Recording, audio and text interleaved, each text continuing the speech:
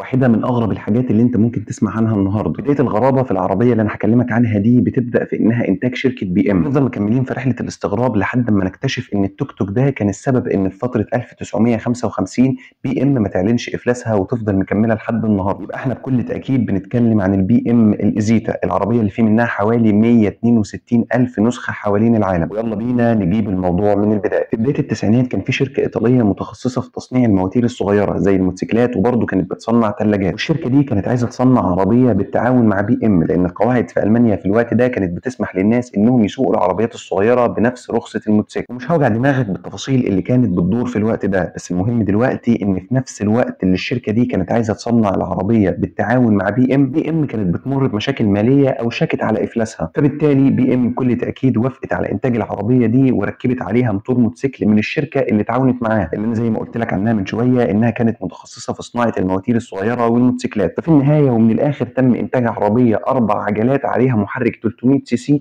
بيطلع 13 حصان وكمان 2 راكب. العربية دي بقى كانت بتيجي بباب واحد، والغريب في الموضوع إنك عشان تفتح الباب أو تقفله هتعاملها معاملة باب الثلاجة. لا حرفيا أنت هتتعامل معاها كباب ثلاجة، لأن أكرة الباب كانت زي أكرة الثلاجات اللي كانت في الوقت ده. والغريب كمان في الموضوع إن الباب بتاعها كان بيطلع بقطمة الدركسيون بتاعة العربية. ولما تركب العربية من جوه أول حاجة غريبة هتلاحظها هي الكلاكس، واللي عشان تدوس عليه لازم تستخدم رجلك. ومن الحاجات الغريبة كمان إن العربية دي ما فيهاش غير مراية واحدة بس اللي جنب السواق، الجنب التاني ما فيهوش مراية. وأعتقد أنت كده كده وأنت بتسوق العربية دي مش هتحتاجها، لأن ده يعتبر توك توك، أنت كاشف الشارع كله وراك. لما نزلت فيديو بسأل فيه الناس على انستجرام، بالمناسبة هسيب لك اللينك بتاعه في أول كومنت أو في الديسكربشن تحت الفيديو، بنسأل فيه الناس عن إيه هو نوع العربية دي. ناس كتيرة جدا قالت لي في الكومنتات إنها كانت العربية اللي مع مستر بن، بس لا مش دي اللي كانت مع مستر بن. اللي كانت مع مستر بن ليها فيديو منفصل هنعمله إن شاء الله هنا على القناة. وفي النهاية الإيزيتا تعتبر من أصغر العربيات اللي تم إنتاجها في العالم. أتمنى الفيديو يكون عجبك وشكرا على المشاهدة.